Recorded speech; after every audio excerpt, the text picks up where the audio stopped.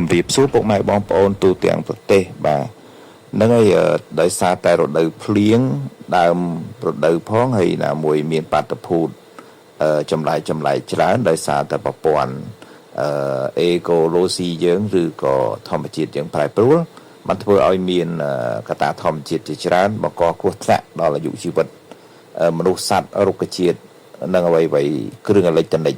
ឬក៏គ្រឿងឧបករណ៍ផ្សេងគ្រឿងទូរស័ព្ទជាដើមខេតិចសូឡាយើងមានក្រុមជាងបច្ចេកទេសតាក់ទងទៅនឹងការតម្លើងអង្គតែនដើម្បីការពារបាតុភូតរន្ទះបាញ់បាទ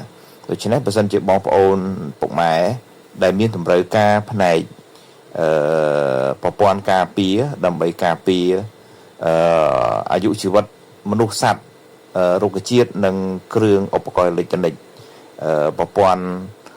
ប្រព័ន្ធភ្លើងក្នុងផ្ទះបងប្អូនអាចតាក់ទងមកយើងដើម្បីប្រឹក្សាបច្ចេកទេសហើយយើងមានជាងតម្លើងដល់ទីតាំងគ្រប់20ទូទាំងប្រទេសបាទជាពិសេសគឺនៅតាមតំបន់ដែលដាច់ស្រយាលក៏យើងមានជាងទៅដល់ដែរស៊ីសងលើយើងពិភាក្សាគ្នាប្រឹក្សាគ្នាបាទបងប្អូនអ្វីទាំងអស់គឺมันអាចថិតថេរបានទេដោយសារតែ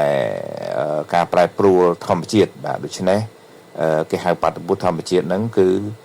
ជាអត់ផុតបាទបើសិនជាយើងគ្មានវិធានការការពារវាធ្វើឲ្យយើងជួបហើយនឹងឧបសគ្គបាទជួបនៅគ្រោះថ្នាក់ជួបនៅរឿងរ៉ាវជាច្រើនបាទ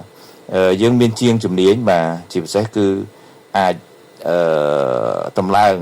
ប្រព័ន្ធការពារជូនបងប្អូនប្រកបដោយគុណភាពហើយឧបករណ៍សម្ភារៈរបស់យើងគឺយើងដាក់របស់ល្អដែលមានគុណភាពដូចបងប្អូនឃើញស្រាប់នៅលើផ្នែកវិស័យសូឡាជាដើមបាទ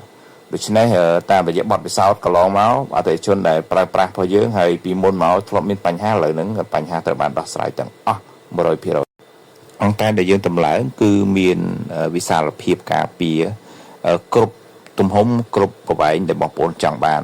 បាទមានចាប់ពី50ម៉ែត្រ100 200 240ម៉ែត្រ500ម៉ែត្រនិងប្រវែងផ្សេងទៀតអរគុណ